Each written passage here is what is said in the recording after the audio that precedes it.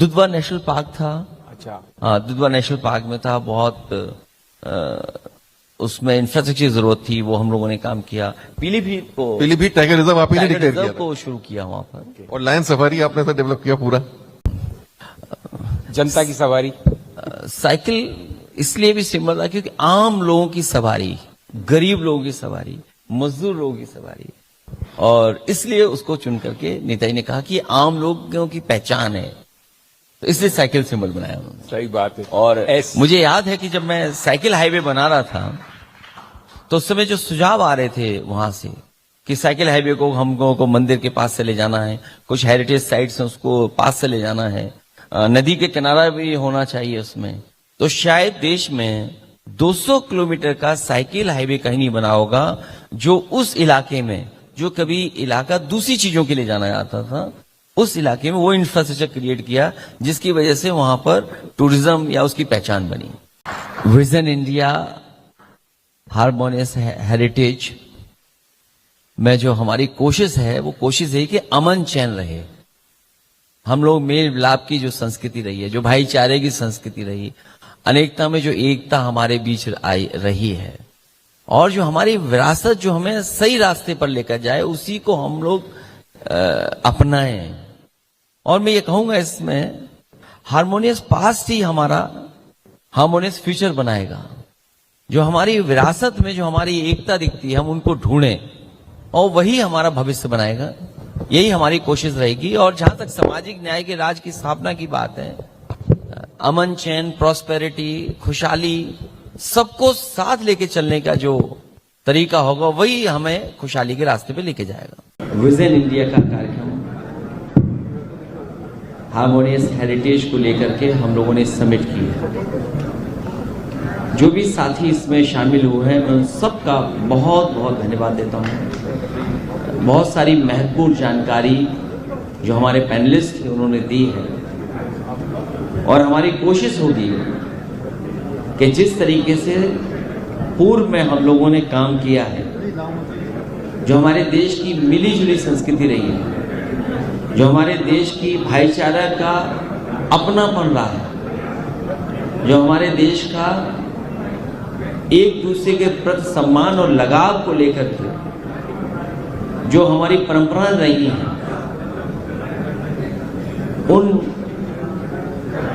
रास्तों पे हम लोग चल करके समाज को और देश को और मजबूत बनाने का काम करेंगे, यही हमारा लक्ष्य है। और जयपुर में जो रंग अपनाया है वो पिंक अपनाया है। पिंक रंग भी हार्मोनी का रिप्रेजेंटेशन है। और हम तो ये मानते हैं कि जब लाल में सफेद रंग मिल जाता है तो पिंक रंग बन जाता है।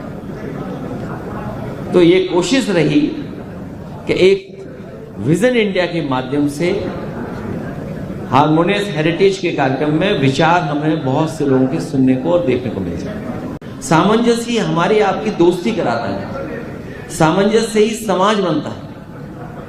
और देखिए हमें नेचर भी कभी कभी जो रेनबो दिखाई देता है वो हार्मोनी जो कलर्स के उसी से वो बनता है, इंद्रधनुष। तो हार्मोनी से ही तरक्की और खुशहाली है, उस दिशा में हम लोग लगातार काम करते रहेंगे। इस बार उन्हें समुदाय हराने जा रहा है, इसीलिए विजन इंडिया के माध्यम से हार्मोनियस हेरिटेज का संदेश यही है कि उन्हें समुदाय हराने जा रहा है बीजेपी को। और समुदाय का मतलब हुआ पीडीए। जो हमारा पीडीए समुदाय है इस बार भारतीय जनता पार्टी का मुकाबला करने जा रहा है।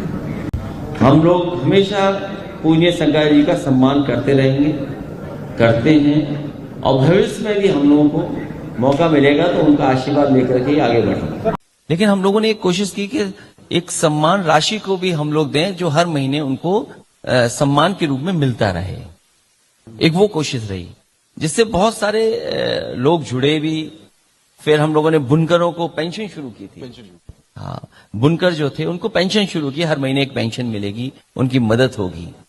और जहां तक सवाल है कि जब तक हम लोकल लोगों को नहीं जोड़ेंगे, उनके अंदर सेंसिटिविटी नहीं लाएंगे, उनको हम छोटे छोटे ग्रुप्स में एक बना करके जब तक नहीं जोड़ेंगे तब तक शायद हमारा ये जो बड़ा गोल है हम लोग बड़ा गोल पूरा नहीं कर पाएंगे। जैसा आपने बताया कि इत्र पाक था, तो बहुत से इत्र का काम बहुत सामान्य लोग करते थे, बहुत ही छोटे ग्रुप में करते थे, बहुत उसका बड़ा स्केल नहीं हो पा रहा था।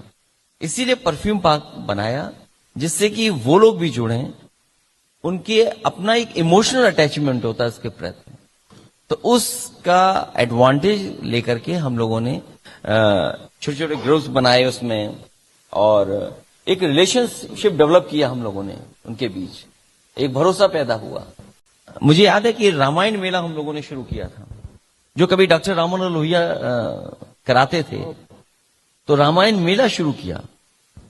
और रामायण मेला आपका अयोध्या में हम लोगों ने कराया, सरकार की तरफ से उसको पूरा सब्सिडी और ग्रांट और बाकी आयोजन में सहयोग किया, जो जो जरूरतें थी सरकार की तरफ से वो फैसिलिटेट किया हम लोगों ने।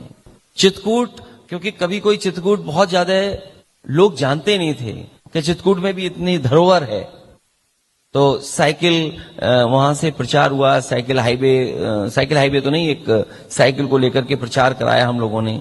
बड़ी बड़ी संस्थाएं जुड़ी जिसमें एनजीओ के लोग जुड़े और उन्होंने काम करना शुरू किया कि हम चित्रकूट को कैसे देश के पैमाने पर ग्लोबल लेवल पे लेकर के जाएं। एक है नकली संत जो दूसरों का सर्टिफिकेट मांग रहे थे, उनके पास अपना ही सर्टिफिकेट नहीं है। आज भी इलेक्शन कमीशन ने कोई कार्रवाई नहीं की किसी अधिकारी पर। केवल एक नहीं, मैंने अपनी कॉन्स्टिट्यूंसी में पकड़ा जहां हमारे नगर अध्यक्ष के फर्जी साइन कर करके हमारे वोटर का वोट काट दिया। अब डीएम ये ढूंढ रहे हैं कि ये जानकारी दे कौन रहा था समाजवादी पार्टी को। सोचिए आप, जिला अधिकारी ये ढूंढ रहे हैं कि जानकारी हमें कैसे मिल जा रही थी, लेकिन इलेक्शन कमीशन अभी तक कोई कार्रवाई नहीं कर रहा किसी पर। तो इसलिए हम ये कहते हैं कि इलेक्शन कमीशन निष्पक्ष नहीं है। Election commission Bharatiya Janata party के इशारे पे काम कर रहा है। ये जो सुदृढ़ीकरण बोलने वाले लोग हैं, इस बार समुदाय पीडीए इनका शुद्धिकरण कर देगा।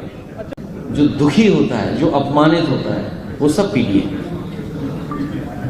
और जो समुदाय के आप नाम ले रहे हो वो सब पीडीए। उसमें बड़े वर्ग में बड़े साथी लोग मिलेंगे, वो होंगे पीडीए के साथी। नौकरी का अभाव, रोजगार का अभाव, महंगाई से पीड़ित होंगे, अन्याय हो रहा होगा कहीं ना कहीं।